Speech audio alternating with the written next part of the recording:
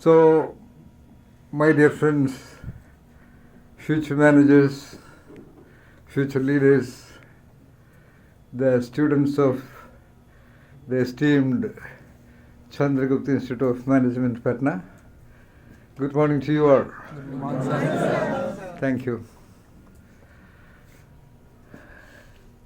Ethics has become a very integral part of management education throughout almost all the management institutes in the world. There could be various reasons, but whatever be the reasons, I think it's a beautiful step towards making at least the future generation of managers and leaders or leader managers to be sensitive. Is it cool? Okay.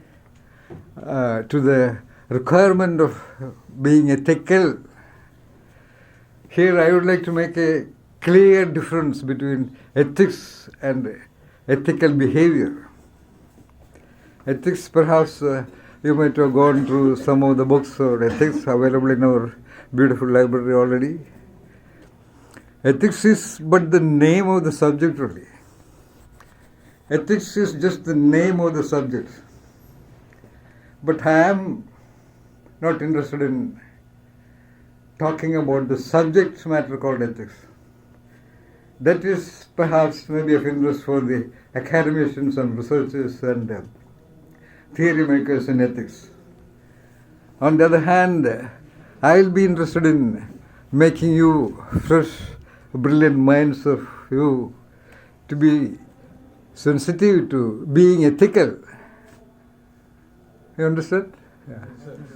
Instead of learning ethics as a subject matter, like it is done in almost all so-called top management institutes in the world, including Harvard or INSEAD or London School of Business or most of our so-called Indian Institute of Management, I want to train your engines of intellect, train your mind to be creatively, analytically observing the events and the people and episodes and contexts and the phenomena that is happening in the world.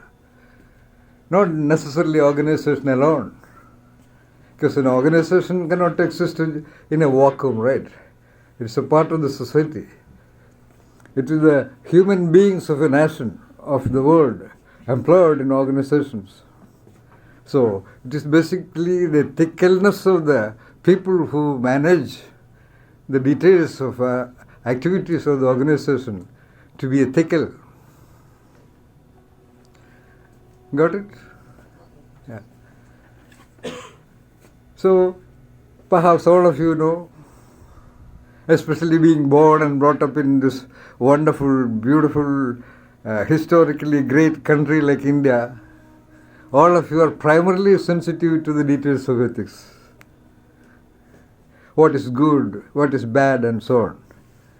And there is always a statement made by everybody that ethics depends upon individual to individual, and it would vary from one person to the other and all that. Yeah, that's true. It is not only about ethicalness, but about every clear behavior and expression and activity of human beings, there is that individual difference. Sorry.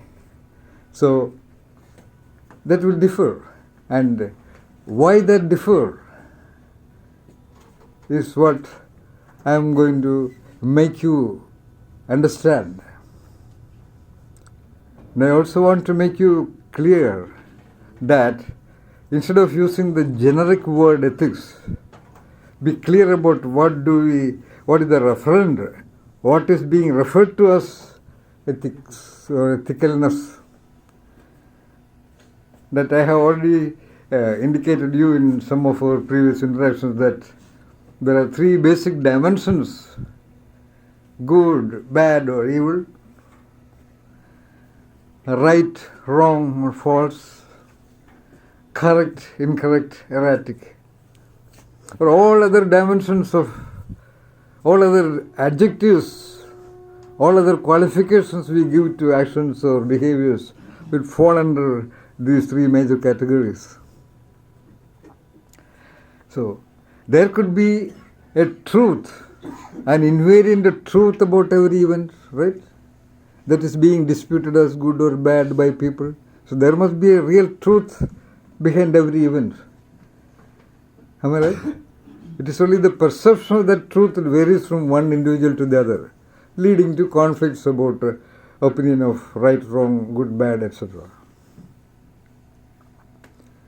So what is required to be ethical is that power of your observation, power of your analytic understanding of the situation, analytic observation of the situation, analytic attention to the details of the linkages of a situation, by which you will be able to differentiate, discriminate, discern the correct positioning of the linkages that led to an event, that maintains an event, by which you will be able to locate the truth of a situation. So, what I am trying to tell you is that your so-called management session on ethics, or they will use the term business ethics, will be more or less completely focused on developing your mind to be free from the traps of mindsets by which people may be biased to look at something as, to feel as even the bad as good or good as bad. Okay, so that freewheelingness of the mind will be the first part of our training, and the second and most critical part of our training will be by making you doing of analytic understanding of documents or situations or events. And we will be using classic parables from the great dimension called Zen, Zen of Japan. Okay? So, we are going to say, or we're going to make a journey to understand the nature of the original mind. Okay? And the nature of, or the requirement of, or the details of the ways of creative, analytic thinking or conceptualization or understanding of a situation, and finally a correct language, a correct conceptualization to talk about and make the other people convinced about the truth we have been able to understand. Is it okay? Agreeable to all of you? Yeah.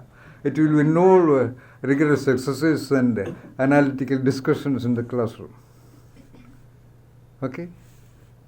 And I would also like to tell you that the ultimate objective of ethicalness is to be ethical to one's own entity, one's own self.